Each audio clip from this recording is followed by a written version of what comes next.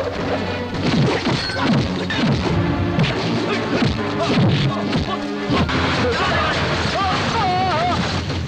semuanya, selamat datang dan selamat bergabung kembali di channel SR Zona. Film Vijay kali ini berjudul Puttiya Kite dalam bahasa Tamil atau Ek Dumdar the Powerful dalam bahasa Hindi, garapan sutradara Jagan yang dirilis pada tahun 2003. Dalam film ini, Vijay beradu akting dengan salah satu aktris Bollywood ternama yaitu Amisha Patel, di mana ini merupakan film pertamanya. Film ini mengisahkan tentang seorang pemuda brilian yang memiliki kehidupan luar biasa, namun seorang peramal telah mendapat penglihatan bahwa pemuda tersebut akan tutup usia pada 27 tahun. Akankah ramalan tersebut menjadi nyata? Yuk, tanpa berlama-lama, langsung saja simak, ini dia rangkuman alur cerita filmnya.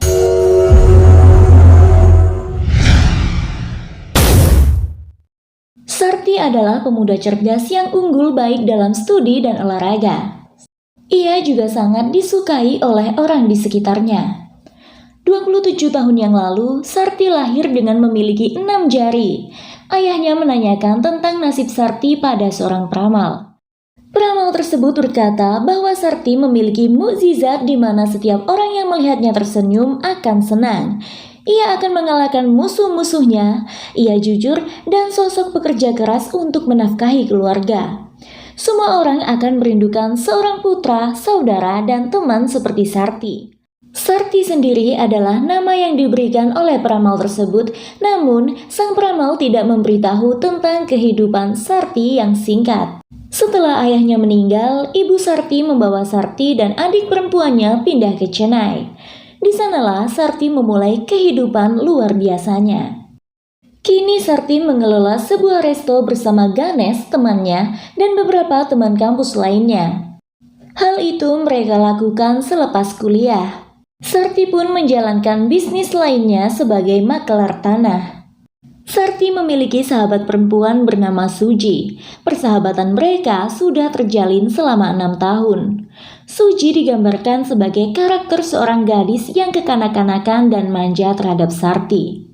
Selain itu, Sarti dan teman-teman kampusnya mengabdikan diri untuk mengajar anak-anak sekolah kurang mampu dan memberikan mereka bantuan pendidikan. Di kampus, Suji memiliki seorang teman bernama Jaya yang biasa dipanggil Joe.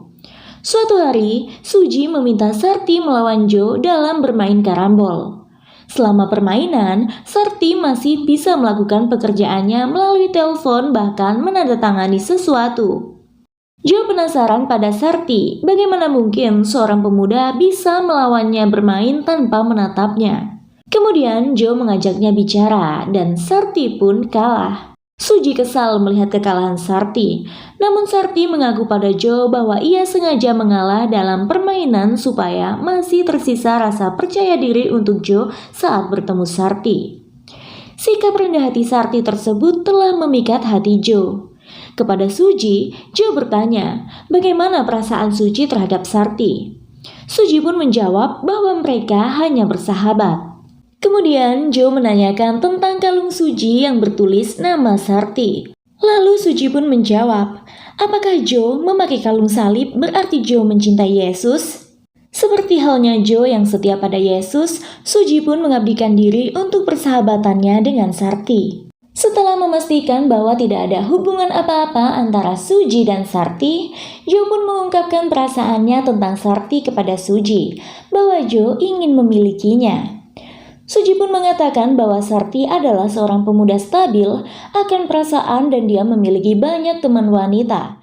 Namun Joe tidak gentar untuk mendekati Sarti, bahkan ia bertaruh dengan Suji untuk membuktikan kata-katanya bahwa Sarti akan menjadi miliknya. Dari waktu ke waktu, Joe membuktikan kata-katanya kepada Suji. Sarti nampak semakin dekat dengan Joe dan hal itu membuat Suji kesal. Apalagi saat tahu bahwa Joe adalah mahasiswi fotografi, saat makan bersama di rumah Suji, Sarti mengajak Joe untuk menemaninya esok hari. Betapa senangnya Joe saat itu. Esoknya Sarti dan Joe tiba di sebuah pelabuhan untuk menjumpai teman Sarti bernama Lawrence, seorang nelayan. Namun tiba-tiba beberapa preman mendatangi Lawrence mengecamnya tentang harga jual ikan di mana Lawrence menjual di bawah harga mereka. Sarti yang melihat itu langsung turun tangan. Sarti menampar salah satu dari mereka. Lalu mereka mundur dan berkata akan melaporkan kepada bosnya. Sarti pun menimpali, sekalipun seluruh geng mereka datang, ia akan tetap hadapi. Tak lama kemudian datanglah mereka bersama bosnya, dan ketika bos preman itu hendak menyerang Sarti, ia lebih dulu memukulnya. Lalu terjadilah baku hantam di sana.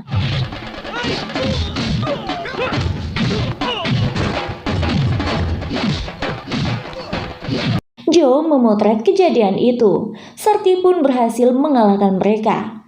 Esoknya, Joe memamerkan hasil foto tersebut kepada Suji dan mengatakan bahwa aksi perkelahian tersebut terjadi karena mereka menggoda Joe. Dan Sarti yang tidak terima akhirnya memukul mereka. Joe meminta Suji menanyakan pada Sarti jika Suji tak mempercayainya. Saat itu Sarti sedang memeriksa keuangan resto bersama Ganesh. Lalu tiba-tiba Suji datang bertanya pada Sarti apakah kemarin ia berkelahi. Sarti pun mengiyakan.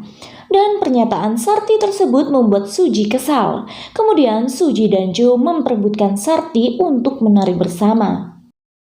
Suatu ketika Sarti mendapat telepon bahwa temannya, Mano, gagal bunuh diri karena putus cinta. Sarti datang ke rumah sakit untuk melihat Mano. Lalu dengan kesal ia mencabut selang infus Mano di saat yang lain bersimpati dan mengasihaninya.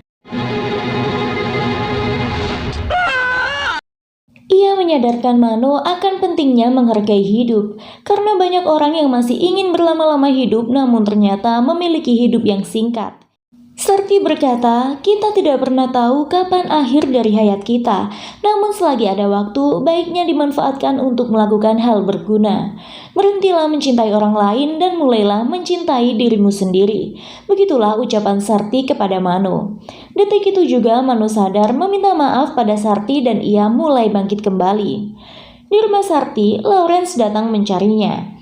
Namun ternyata diam-diam Lawrence menjalin hubungan dengan adik perempuan Sarti.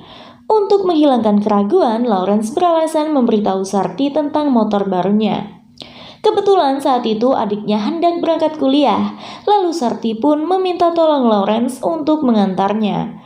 Sementara itu di kampus, Joe menceritakan pada Suji bahwa ia memikat Sarti dengan mantra pemikat dari desanya. Suji yang mendengarnya pun mengkhawatirkan kondisi Sarti. Tiba-tiba saat itu Lawrence datang ke kampus Sarti dengan tergesa-gesa. Namun karena hari itu Sarti tengah ujian, ia tak dapat langsung menemuinya.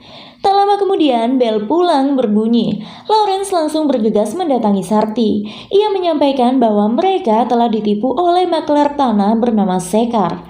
Ternyata pihak Sekar telah menjual pada lebih dari satu calon pembeli dan karena pihak Sarti hanya memberikan DP, mereka pun menjual tanah pada pihak pembeli yang membayar penuh. Seketika, Sarti langsung diliputi amarah. Bersama Lawrence dan dua teman lainnya, ia mendatangi rumah Sekar. Karena Sekar tidak ada di rumah, Sarti mencari di tempat tongkrongan Sekar. Tanpa basa-basi, Sarti langsung menghajarnya. Di waktu yang sama, di tempat lain, seorang bos mafia tanah tengah berlatih bela diri menggunakan pedang. Pria itu bernama Rediar. Dialah yang mempekerjakan Sekar sebagai maklar tanah ilegal. Saat itu, Sarti membawa Sekar ke hadapan Rediar. Sarti meminta uang mukanya kembali, namun Rediar memprovokasi Sarti untuk bergabung dengannya dan menawarkan sejumlah uang. Karena tak sudi menerimanya, Sarti membuang uang yang telah Rediar tawarkan. Melihat hal itu, Rediar menjadi murka kepada Sarti. Lalu ia memanggil anak buahnya. Bukan Sarti namanya jika tidak memenangkan pertarungan. Anak buah Rediar babak belur diajar Sarti. Rediar makin marah menyaksikan hal itu. Sebelum pergi, Sarti berkata pada Rediar bahwa ia akan mendapatkan kembali 60 laks miliknya. Ia adalah Sarti untuk orang baik dan api untuk orang jahat. Setelah itu, Sarti pun meninggalkan rumah Rediar. Malam harinya, Sarti dan beberapa temannya berdiskusi tentang Rediar. Ternyata telah ada 1.000 kasus yang sama telah diajukan kepada Rediar, namun sampai saat ini belum ada tindakan hukum. Tiba-tiba Lawrence muncul memberitahu Sarti bahwa orang-orang calon pembeli tanah yang telah menyetor uang pada Sarti dan tim datang saat itu. Dengan perasaan malu, Sarti menghadap mereka. Namun yang terjadi adalah mereka tetap memberi Sarti dukungan dan masih mempercayai Sarti menyelesaikan masalah ini. Dukungan dari merekalah yang membangkitkan keyakinan Sarti untuk mendapatkan kembali haknya. Malam itu juga Sarti bersama teman-temannya menyelinap masuk ke rumah Rediar. Mereka mematikan seluruh saluran lampu di rumah Rediar. Sarti menghajar penjaga, sementara teman-teman lainnya mengalihkan perhatian anjing hingga menyebarkan gas bius supaya Rediar tidak terjaga. Kemudian Sarti dan teman-temannya pun memasuki kamar Rediar. Mereka mencari tempat Rediar menyembunyikan uangnya. Setelah lama mencari, tiba-tiba Sarti menemukan monitor yang memantau sesuatu. Saat diperjelas gambarnya, ternyata itu adalah kolam renang di rumah Rediar. Di tengah kolam tersebut terpampang gambar Mahalaksmi, Dewi Kekayaan. Hal itu mengingatkan Sarti akan ucapan Rediar bahwa rumahnya dikuasai oleh Mahalaksmi. Langsung saja ia memerintah teman-temannya mengosongkan air kolam tersebut. Dan benar saja, gambar Mahalaksmi tersebut adalah pintu menuju ruang bawah tanah. Dan di sanalah Rediar menyimpan uang-uangnya. Sarti meminta teman-temannya mengambil 60 laks haknya untuk dikembalikan kepada para calon pembeli tanah. Esoknya dengan penuh emosi, Rediar mendatangi Sarti yang tengah bermeditasi. Ternyata Sarti pun telah memprediksikannya. Kemudian Sarti mengembalikan uang komisinya sejumlah 1,5 laks kepada Rediar dan mengingatkan Rediar bahwa ia Sarti untuk orang baik dan Api untuk orang jahat. Ia hanya memiliki satu slogan, yaitu kemenangan. Mendengar hal itu, Rediar pun tertawa. Ia berkata bahwa dirinya memang tidak mampu berbahasa Inggris, tapi ia mampu melihat nasib seseorang. Lalu ia pun mengatakan bahwa Sarti akan mati muda di usia 27 tahun dan ditakdirkan mati di tangan Rediar. Hal itu tak membuat Sarti gentar. Ia justru memberitahu Rediar bahwa penggerbekan pajak penghasilan telah berlangsung di rumahnya saat ini. Seketika Rediar pun tertegun memikirkan kekayaannya. Ketika Rediar hendak pergi, Sarti menjentikan jari dan berkata bahwa Rediar telah melihat indera keenam dan jari keenam Sarti. Namun jika ia berbenturan kembali dengan Sarti, Sarti akan menunjukkan indera ketujuhnya. Rediar pun akhirnya ditangkap karena kasus penggelapan pajak penghasilan tersebut dan beritanya telah tersebar ke seluruh Chennai. Hari itu adalah hari di mana Sarti mendapat medali emas sebagai mahasiswa teladan. Ucapan terima kasih Sarti pun ia sampaikan kepada bapak korespondennya, orang yang selama ini menjadi wali Sarti. Karena beliaulah Sarti bisa sampai pada titik ini. Tapi dari kecil Sarti sudah pandai mencari penghasilan untuk menafkahi keluarga dan dirinya sendiri. Mendengar cerita bapak koresponden tersebut, seluruh undangan yang hadir di situ pun memberikan tepuk tangan meriah. Suatu hari, beberapa orang mendatangi Sarti dan mengaku sebagai kru TV. Mereka datang ke kampus berpura-pura untuk mewawancarai Sarti. Sarti yang sebenarnya telah mengetahui hal tersebut mencoba mengikuti permainan mereka. Bahkan Sarti tahu bahwa Ganesh temannya disekap di dalam van mereka. Sarti bersama kru TV gadungan melakukan wawancara di lantai atas. Dan tiba-tiba mereka mendorong Sarti hingga terjatuh. Seketika teman-teman kampus mengkhawatirkannya, termasuk Suji. Melihat Sarti masih selamat, Suji memeluknya. Kemudian Sarti memberitahu yang lain bahwa Ganesh ada di dalam van. Lalu mereka pun berbondong-bondong menghajar kru TV gadungan tersebut dan menyelamatkan Ganesh. Sampai akhirnya salah satu dari mereka mengaku bahwa Rediar yang telah menyuruh mereka untuk mencelakai Sarti. Mendengar hal itu, Sarti langsung mendatangi Rediar yang mendekam di balik jeruji besi. Ia mengatakan bahwa sekalipun Rediar menjatuhkannya dari atas gedung, Tuhan masih menyelamatkannya. Ia adalah orang jujur dan banyak orang baik di sekitarnya. Sarti juga mengingatkan Radier bahwa sejauh ini dirinya dipenjara karena dosa-dosanya. Namun sekali lagi jika ia berbuat kesalahan, maka ia akan berada di dalam bumi. Sarti meminta Radier untuk menghentikan aksinya melawan Sarti, karena Sarti bisa berbuat baik tanpa sepengetahuan orang yang baik kepadanya, dan Sarti pun bisa berbuat jahat dengan sepengetahuan orang yang jahat kepadanya. Setelah itu, Sarti pun melangkah pergi. Di lain tempat, Joe hendak melaksanakan ulang tahunnya. Namun ia menunggu Sarti. Suji yang menyaksikan hal itu menjadi kesal. Apalagi saat melihat Sarti datang mengucapkan selamat ulang tahun pada Joe dan memberinya beberapa bunga serta sepucuk surat. Surat tersebut berisi bahwa Sarti telah menemukan pekerjaan yang tepat untuk Joe. Tapi Joe menyampaikan pada Suji bahwa itu berisi tiket bioskop dan Sarti mengajaknya menonton berdua. Suji jadi makin kesal melihatnya. Sepulang dari pesta ulang tahun Joe, Suji pun menelpon Sarti untuk memastikan dan ia lega setelah mengetahui bahwa Joe hanya berbohong kepadanya. Selepas kelulusan, banyak tawaran pekerjaan pada Sarti. Namun Sarti belum memutuskan untuk memilih salah satu di antaranya. Kemudian datang bapak koresponden meminta Sarti untuk mengelola bisnisnya. Seketika tanpa pikir panjang, Sarti pun menerima tawaran tersebut. Sarti menduduki posisi General Manager di perusahaan bapak koresponden. Pada hari pertamanya masuk kerja, Sarti sukses mereformasi kinerja para pegawai dengan menaikkan upah mereka asal pekerjaan mereka lakukan dengan tepat waktu dan tanpa membuang-buang waktu. Sementara itu di penjara, Radier meminta pengacaranya untuk mencari cara supaya ia terbebas dari sana. Seker yang juga datang melaporkan bahwa tidak ada para preman yang berani melawan Sarti. Hal itu membuat Radier makin berambisi untuk keluar dari penjara. Di rumah Sarti, ibunya tengah memarahi adik Sarti. Saat Sarti datang, ia pun menengahi pertengkaran antara ibu dan anak tersebut. Sarti yang sudah mengetahui duduk masalahnya memanggil Lawrence dan dengan malu-malu Lawrence mengakui hubungannya dengan adik Sarti. Mulanya ibu Sarti terkejut mendengar pernyataan tersebut. Namun berkat Sarti, akhirnya sang ibu pun merestui hubungan Lawrence dan adiknya. Acara lamaran pun dilaksanakan. Sarti turut mengundang para pekerja untuk menghadiri acara pesta pernikahan adiknya. Saat itu Joe mendatanginya. Ia memberikan cincin pertemanan kepada Sarti. Joe juga mengungkapkan bahwa selama ini ia hanya menggoda Suji dan berpura-pura menyukai Sarti. Hingga terbukti bahwa Suji cemburu melihat kedekatan mereka.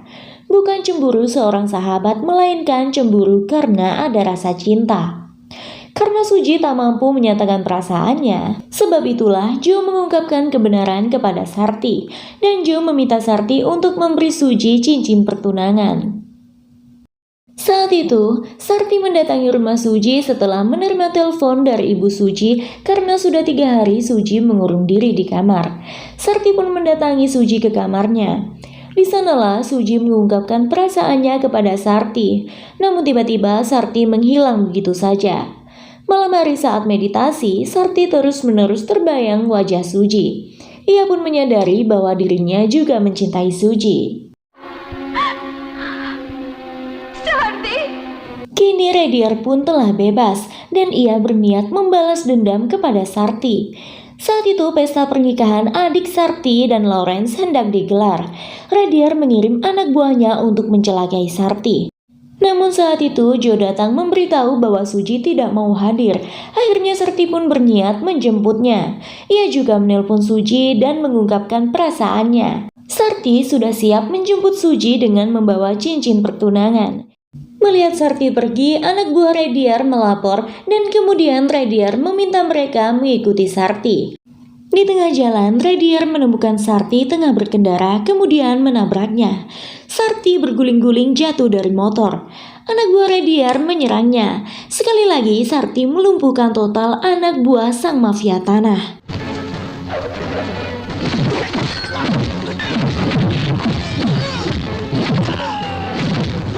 Terakhir, ketika Radier hendak membunuhnya, Sarti berhasil menendang Radier hingga terpental. Terjadilah aksi saling serang di antara mereka, dan bukan Sakti namanya jika tidak memenangkan perkelahian. Ketika itu Sakti hendak membunuh Rediar, namun Rediar memohon pada Sakti untuk tidak membunuhnya. Sakti berkata pada Rediar bahwa tidak ada gunanya membunuh orang bodoh sepertinya.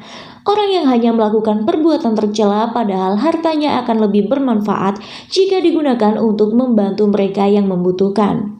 Sakti juga berkata, Rediar telah membuatnya kurang ajar kepadanya, padahal seharusnya Sakti menghormatinya sebagai orang yang lebih tua.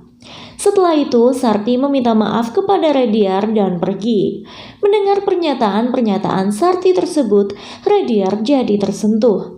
Sakti pun pergi dengan motornya, namun ia lupa menaikkan standar motor, dan ketika mengendarainya, saat berbelok, standar motor mengenai jalanan membuat motornya hilang kendali menyebabkan Sakti jatuh terpental hingga berguling-guling dan kepalanya terbentur kilometer jalan. Darah mengalir deras dari kepala Sakti. Kemudian ia dilarikan ke rumah sakit. Setelah mengetahui ramalannya, Sakti berupaya untuk tetap bertahan hidup. Karena tak ingin jiwanya pergi meninggalkan raganya, Sakti meminta perawat menutup jendela. Kabar kecelakaan Sakti terdengar hingga ke keluarga serta para tamu undangan. Berbondong-bondong mereka menuju rumah sakit hendak menengok keadaan Sakti. Namun saat itu Sakti sedang koma. Semua berkabung menangisi Sakti. Tiba-tiba Rediar datang. Ia membakar semangat para pendukung Sakti dan menumbuhkan keyakinan dalam diri mereka bahwa Sakti akan sembuh. Kini Rediar berubah menjadi manusia yang lebih baik berkat Sakti. Ia merasa hutang budi kepada Sakti. Karena itulah ia berkeyakinan bahwa Sakti akan pulih. Rediar meneriakkan nama Sakti secara berulang, diikuti seorang gadis kecil dan lama-lama semua mengikuti langkahnya. Keajaiban pun terjadi. Sakti pun sadar dari komanya. Di akhir film, Sakti berhasil menikah dengan Suji. Berkat keyakinan dan sikap positif yang dimilikinya, Sakti berhasil mematahkan ramalan serta menyelamatkan nasibnya. Dan film pun selesai.